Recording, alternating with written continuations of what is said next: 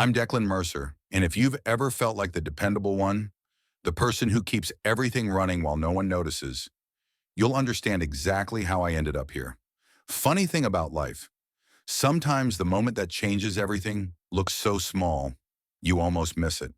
For me, it was a plain white envelope, buried beneath junk mail and grocery store ads. One more bill and a stack of responsibilities. I nearly tossed it aside, thinking it was the usual policy update nonsense from my car insurance.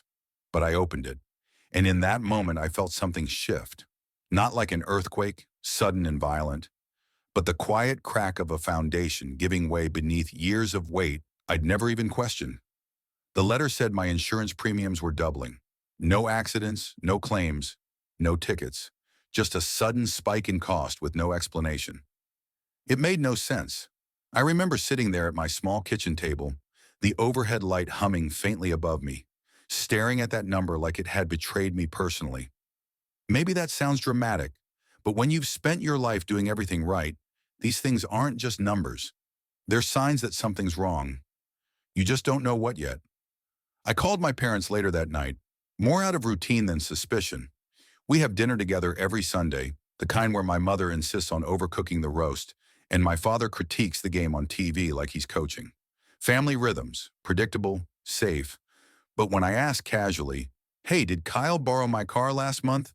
There was a pause, just long enough to tell me everything. "Declan," my mother sighed, her voice softening like she was about to explain away a child's mistake. "It was just one night. He needed to get home. Don't make this a big deal." "A big deal?" I echoed. "My insurance just doubled." "That's not a coincidence, Mom." She hesitated again, then dropped the truth like it was a minor inconvenience. "Kyle got stopped. There was a misunderstanding, a DUI technically, but he's going through a rough time. You know how hard things have been since he lost his job." I felt the ground tilt beneath me, that quiet foundation finally splitting wide open. "You didn't think to tell me?" "We didn't want you to overreact," my father chimed in, his tone clipped. "You've always been a bit intense about these things." Intense. That's what they called it when I expected accountability, when I wanted fairness. The truth settled heavy in my chest. Kyle had driven my car, gotten arrested for DUI, and I was the one paying the price. Literally, they expected me to swallow it. Again. "You'll take care of it, right?" my mother added, soft, expectant, like it was the most natural thing in the world. I didn't answer. I couldn't. Because in that moment I realized something. This wasn't about the insurance or the car. It was about every quiet time I'd been the one to absorb the damage. The forgotten birthdays, the late night bailouts, the way Kyle's failures were always someone else's problem to fix. My problem. And suddenly I wasn't so sure I was willing to carry it anymore. I'm Declan Mercer, and for most of my life, I've been the one who made sure things didn't fall apart. That's a strange role to play in a family, isn't it? The glue, the quiet fixer, the one who cleans up the messes without making more noise than the mess itself. If you've ever been that person, you know it's not a role you sign up for. It just happens. Slowly, quietly, one favor at a time. But there's something no one tells you about being the steady one.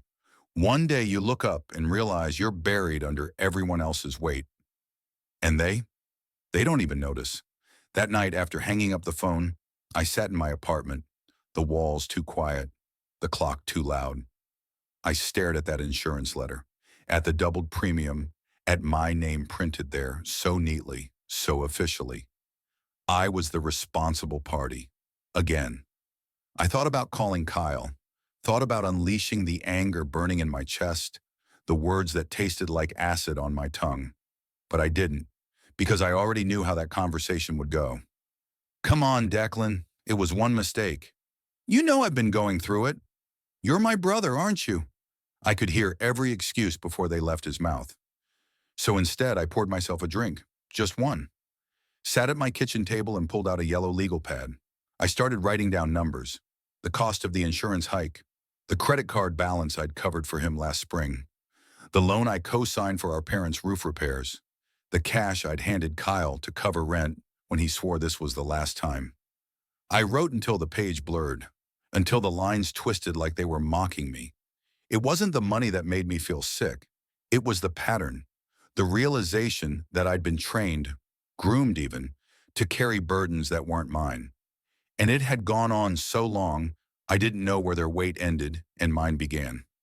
The next morning, I drove to my parents' house for Sunday dinner. Same house I'd grown up in, the brick two-story with the blue shutters that never quite matched the siding. My mother waved from the front porch. Kyle's beat-up sedan parked neatly in the driveway, like nothing was wrong. I stepped inside to the familiar smell of roast beef and overcooked vegetables. The television murmured in the background. Another football game my father would swear the referees ruined. Kyle was already at the table, a half-eaten roll in his hand, scrolling his phone like he didn't have a care in the world. "Hey, man," he greeted, not looking up.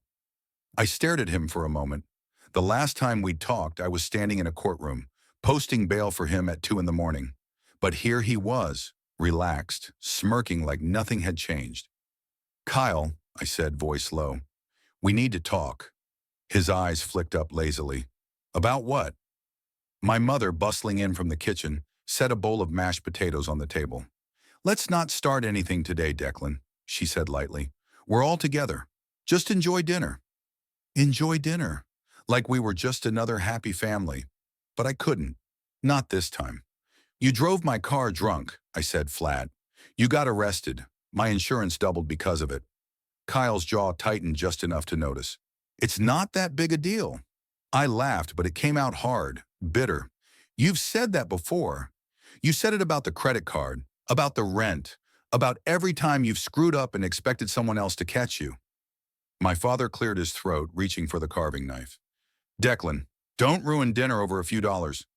"A few dollars?" I shot back, heat rising in my chest. "It's not about the money. It's about the fact that I'm always the one left holding the bag." Kyle pushed back from the table, his chair scraping against the wood floor. "You think you're some kind of martyr? You've always had it easier than me. Good job, stable life. You don't know what it's like to struggle." I stood, the anger sharp now, but steady, controlled. "No, Kyle, I know exactly what it's like to struggle. I've just been doing it silently, carrying you, carrying this family, while everyone pretends I'm fine because I've got a steady paycheck and don't make a mess of things." My mother's eyes welled, and for a moment I almost faltered. Almost. But the truth doesn't care about tears. "I'm done cleaning up after you," I finished quietly. I turned and walked out, the roast beef left untouched. That night in my apartment, I sat down at my laptop. I opened a new document and typed Kyle Mercer DUI, pulled up the arrest record, downloaded it. It sat there, a small PDF icon blinking on my desktop. One file, one truth. I didn't know what I was going to do with it yet, but for the first time in years, I felt like I was standing on solid ground. If you've ever felt the weight of caring too much for others, I wonder, what was your moment that made you stop? I sat there long after the document finished downloading. Kyle Mercer DUI.pdf, a file so small it could disappear with the tap of a key, yet heavy enough to tilt the ground beneath my feet. I didn't open it again. I didn't need to. I knew every detail by heart, and still I hesitated. Because this wasn't just about Kyle. This wasn't just about the DUI. This was about years of playing my role so well, I couldn't imagine stepping out of it without the whole system collapsing. I thought about deleting the file. Maybe it would be easier to forget. Sweep this under the rug like everything else. Like the time Kyle totaled his own car and my parents borrowed my savings for the down payment on a replacement. They called it a loan, but we all knew better. I closed the laptop and stood, pacing my living room. The city outside buzzed quietly beneath the soft hum of streetlights, life moving on as if my world wasn't tilting sideways. A knock at my door broke the silence. Sharp, intentional. I wasn't expecting anyone. I opened it to find my father standing there, hands shoved deep in the pockets of his brown corduroy jacket, the one he always wore to Sunday dinners. His expression was tight, but his eyes flickered with something between frustration and worry. "Can I come in?" he asked, though it wasn't really a question. I stepped aside, gesturing toward the couch, though I remained standing. He didn't sit. He hovered in the middle of the room like he wasn't sure whether to settle or storm out. "Your mother's upset," he said finally. I waited. I could feel the conversation unspooling before me, the same script we always played. But this time, I wasn't sure I wanted to read my lines. "She's worried about Kyle," he continued. "You didn't need to embarrass him like that at dinner." I swallowed the bitter laugh building in my throat. "Embarrass him?" I echoed. "He got himself arrested. He put my life, my finances, on the line. And I'm the one embarrassing him?" My father's jaw clenched. He had the same look he used to give when I was a kid and questioned his rules. A warning masked as patience. "Family doesn't air out dirty laundry in front of each other," he said. "We protect one another." "Protect?" I shot back, sharper now. "Or cover. There's a difference, Dad." He stepped closer, lowering his voice, as if the walls might betray him. "Kyle's struggling, Declan. He's lost. You've always had it together. Can't you see that? You've always been the strong one." There it was, the line that both praised and imprisoned me. The strong one. The one who could take it. The one who never needed help. "Being strong doesn't mean being a doormat," I said quietly. He looked at me, really looked, and for a second I thought I saw something soften. But then it was gone, replaced by that familiar steel. "We need you to help him," he said. "Just until he gets back on his feet. We'll all figure this out together." "I'm not paying to cover up his mistakes anymore," I replied. "He needs to feel the consequences." My father shook his head, disappointed. He turned toward the door but paused with his hand on the knob. "Don't do something you can't take back," he warned. I didn't answer. I watched him leave, the door closing behind him with a finality that echoed louder than his words. The next day at work, I couldn't focus. I stared at spreadsheets, the numbers blurring into meaningless lines. Every phone call felt like a distraction I couldn't escape. It wasn't the work, it was the weight. By lunchtime, I closed my laptop and grabbed my jacket. I needed air, space. I found myself at the courthouse. I don't know what I expected, but I walked in, found the clerk's desk, and asked for a copy of Kyle's full case file.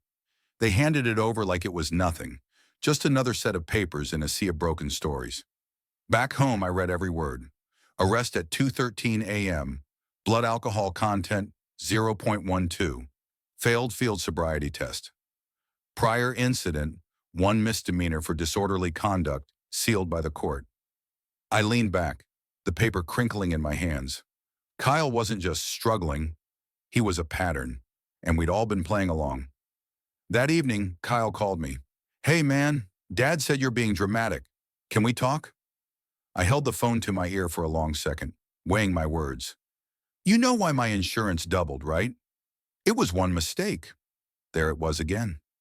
"I've made mistakes too," he added, trying to soften it, "but you've got everything figured out. You can handle this." I felt the anger rise, but I let it settle. Instead, I said calmly, "Kyle, I got a copy of your record. I know everything."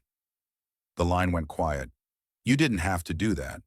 "Yeah," I replied, "I did, because I'm done being the one who takes the hit for you." I hung up before he could respond.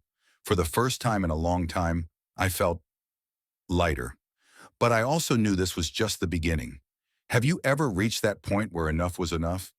What made you finally stop? The thing about drawing a line is, you never know exactly where it is until you've crossed it. I used to think my line was somewhere out there, far, distant, maybe even unreachable. But standing in the middle of my apartment, holding a manila folder with my brother's case file inside, I realized something. My line had been crossed so long ago, I hadn't even noticed. This wasn't just about Kyle's DUI. It was about years of letting things slide, of convincing myself that peace was more valuable than truth, that harmony in the family mattered more than my own sanity. I'd trained myself to think silence was strength. But now, the silence felt like complicity. I stared at that folder for a while longer before tucking it into my desk drawer. Not hidden, just waiting. A few days passed. I didn't hear from Kyle again. My parents sent a few polite, non-committal texts, the kind that skirt around the real issue. "Hope work is going well. Your mother's been baking again." Not a single mention of the conversation we'd had. No apologies. No acknowledgement. It was as if the confrontation had never happened, but I felt it, the fracture beneath the surface. I went back to work.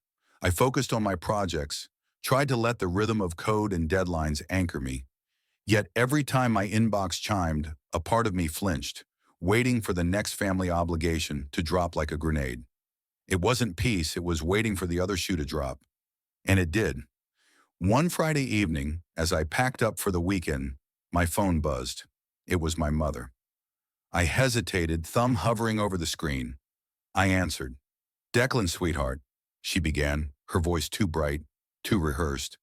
"We're having a family dinner this Sunday. It would mean a lot if you'd come." I didn't respond immediately. I could hear the weight behind her words, the silent plea, the "let's pretend everything's fine." "Is Kyle going to be there?" I asked, my tone neutral. She hesitated.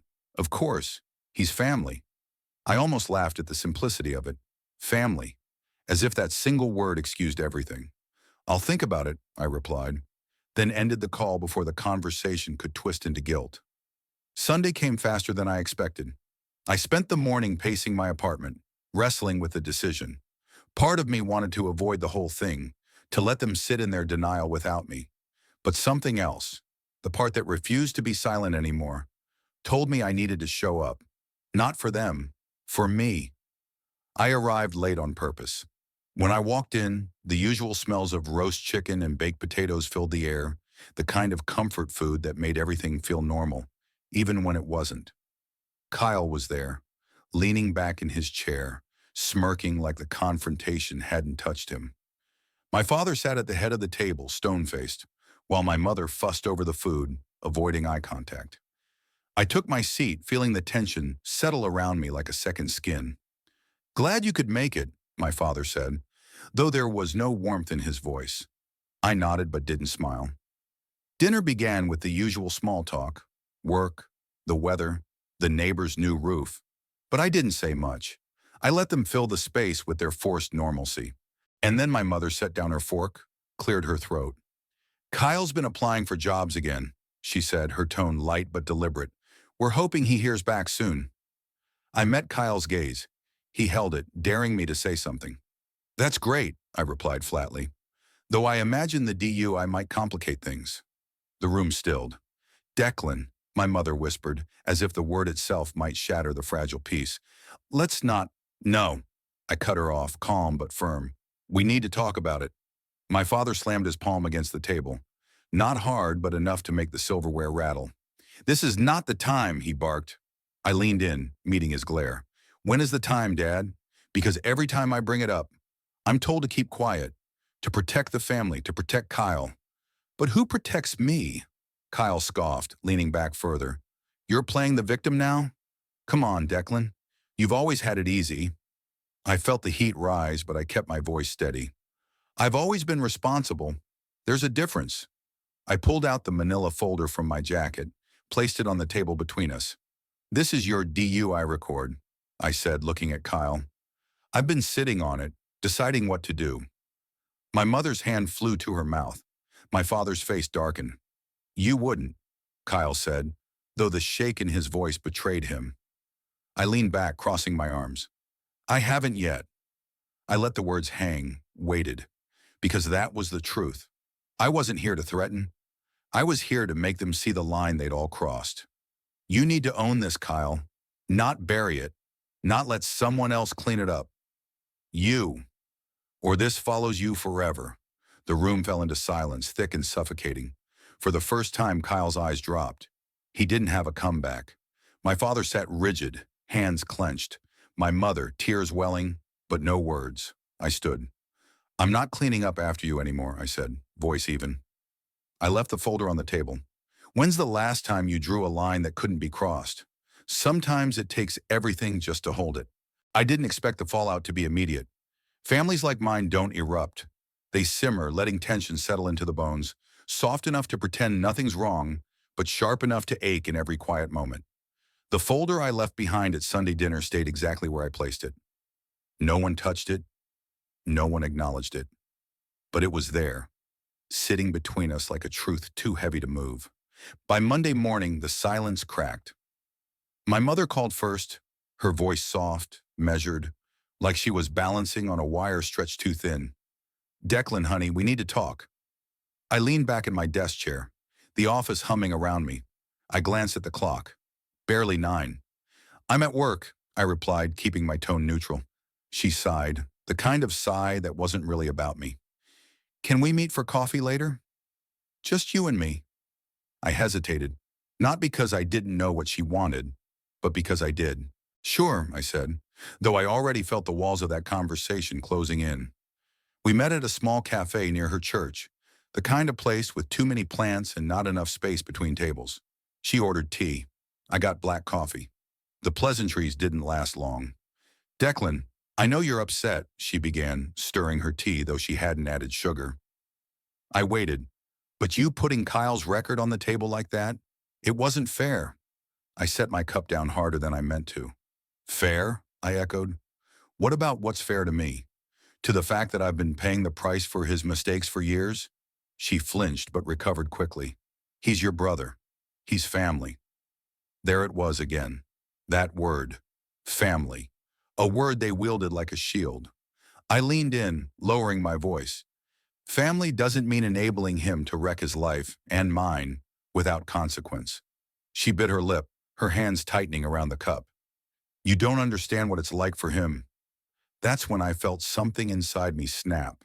Not violently, not even loudly. Just enough to let something else settle in its place. "No, Mom, you don't understand what it's like for me." Her eyes darted up, startled. "You've spent so much time worrying about Kyle, covering for him, that you've never once stopped to ask how I'm doing." I shook my head, the words spilling out before I could stop them. "When I paid his rent, did you ask if I could afford it? When I bailed him out, did you care how it made me feel?" She blinked, caught off guard, her lips parting as if to speak, but nothing came out. "I've been your safety net for him," I continued, softer now but no less steady. "And I'm done being stretched thin." She stared at me, the weight of it finally pressing down. "He's your brother," she whispered again, but it was quieter now, unsure. I picked up my coffee, took a sip, and let the silence answer her. 2 days passed before I heard from Kyle. A text. "We need to talk." No apologies, no context, just an expectation that I'd respond. I didn't. I let it sit. But he didn't wait long. That Friday night, he showed up at my door. Not pounding, not dramatic, just one sharp knock and then silence. I opened it to find him leaning against the frame, hands shoved deep in the pockets of his hoodie, eyes dark with something between anger and desperation. "You're really doing this?" he asked, no greeting. I crossed my arms, blocking the doorway. "Doing what, Kyle?" He stepped forward, close enough that I could smell the faint sting of stale beer on his breath. "Making me look like a criminal." I laughed, sharp, bitter. "You made yourself look like that." His jaw clenched. "You think this makes you better than me?" I shook my head, exhaling slowly. "Number, but it does make me done."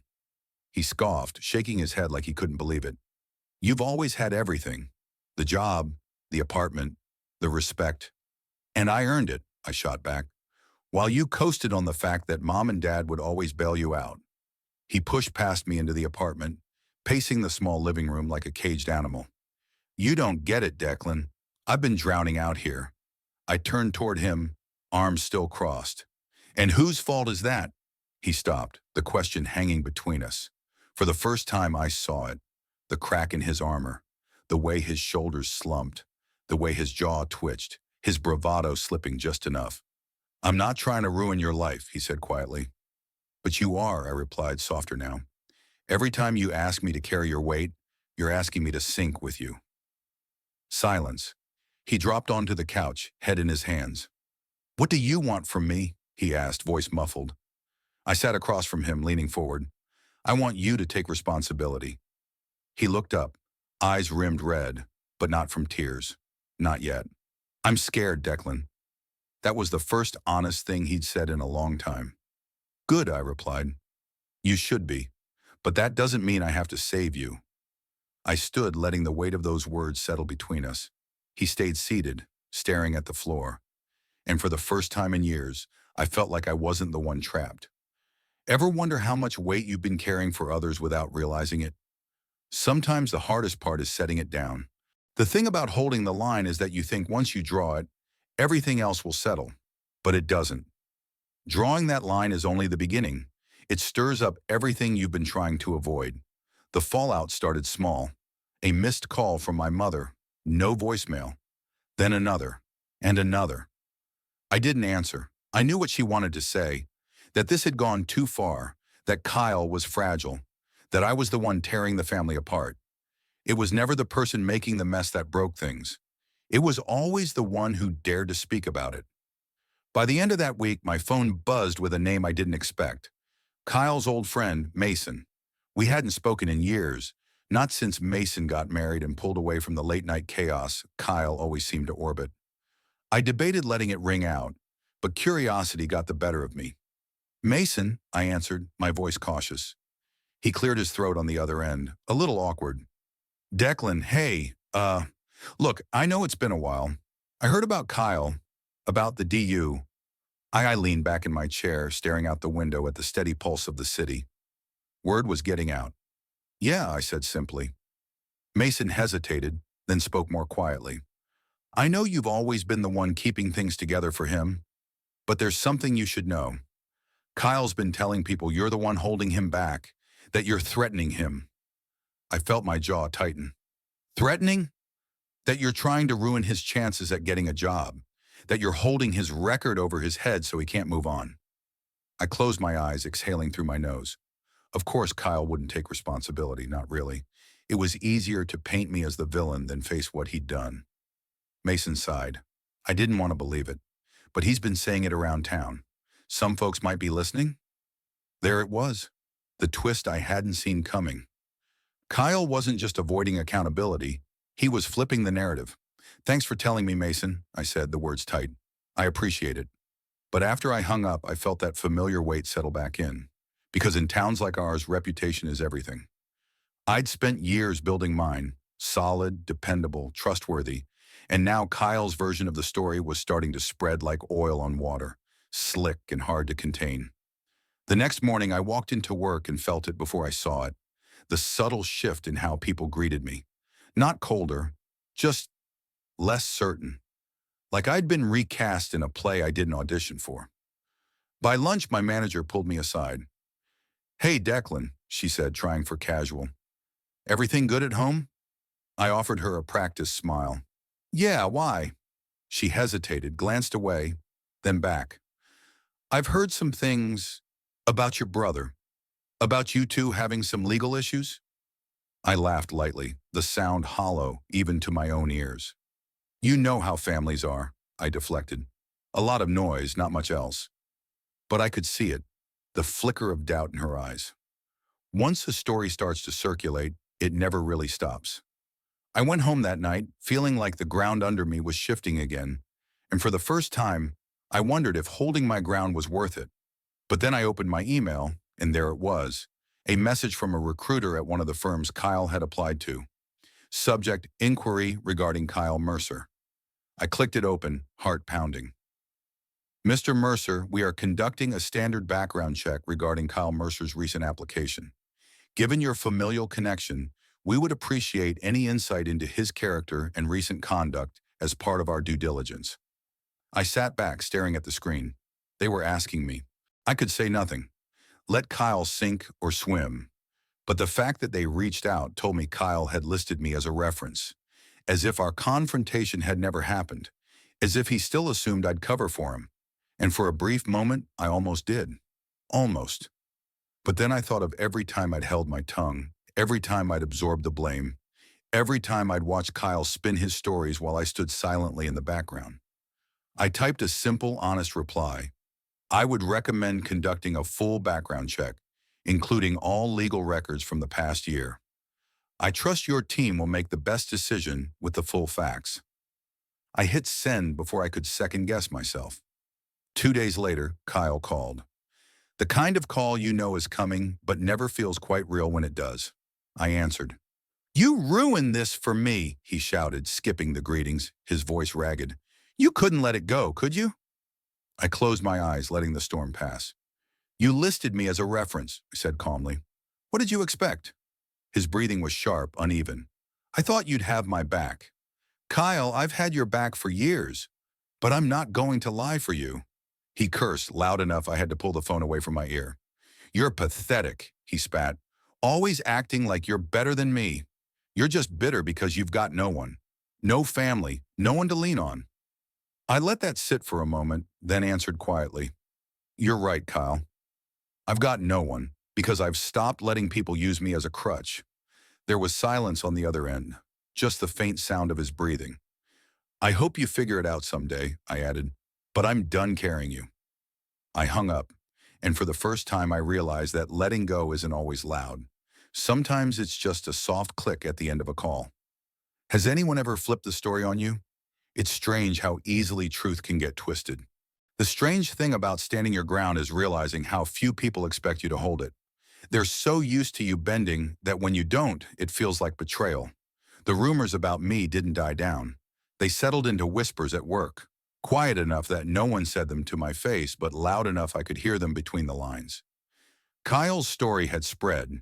Declan's holding him back. Declan's vindictive. Declan's the reason Kyle can't get a break. But I knew the truth, and sometimes that has to be enough. What I didn't expect was the email that came the following week. Subject, invitation to speak, Community Leadership Forum. It was from one of the local nonprofits, the kind that hosts panels about career development, financial literacy, second chances. They'd seen my work in the field, apparently heard I was the steady one, the man who had his life together. It would have been easy to decline. The last thing I wanted was to stand on a stage and talk about success while my personal life burned quietly in the background. But maybe that was the point. The night of the event, the auditorium was half full, faces I recognized from the neighborhood mixed with strangers. I stood backstage waiting for my cue, wondering what I could possibly say that wouldn't sound hollow. And then they introduced me. I walked up, took the mic, and paused, letting the silence stretch just enough. I'm not here to tell you how to succeed, I began. I'm here to tell you what it costs. A few people shifted in their seats. I've spent my life doing everything right. I built my career, paid my bills, helped my family. And somewhere along the way, I forgot that boundaries aren't selfish. They're necessary. I scanned the crowd, finding a few familiar eyes watching, waiting. I had a brother who made a lot of mistakes, and I cleaned up after him for years because I thought that's what family meant. But what I learned, the hard way, is that carrying someone else's weight doesn't help them stand. It just drags you down. I let the words settle. We talk about second chances a lot, but the truth is, second chances don't mean much if you're not willing to take responsibility for the first one. It wasn't the speech they expected, but it was the one I needed to give. When I finished, there wasn't applause right away, just silence. The kind that meant they were thinking, and that was enough. A week later, I got a letter in the mail. Handwritten. The return address was Kyle's rehab center. I sat with it for a long time before opening it. Declan, I heard about what you said at the forum. Some people told me you aired my dirty laundry, but I know better now. You didn't do it to hurt me. You did it because you couldn't keep holding me up. I checked myself into rehab, not because anyone made me, because I couldn't pretend anymore. I don't expect you to forgive me. I'm not even asking. But I wanted you to know I'm trying. For once, I'm trying. Kyle. I folded the letter, tucking it into the drawer beside my desk. I didn't know if Kyle would make it through rehab. I didn't know if he'd ever really change. But for the first time, that wasn't my burden to carry. The next Sunday, my phone buzzed, a text from my mother. Dinner tonight? Just you and me. I stared at it, the weight of all the years between us pressing against my chest.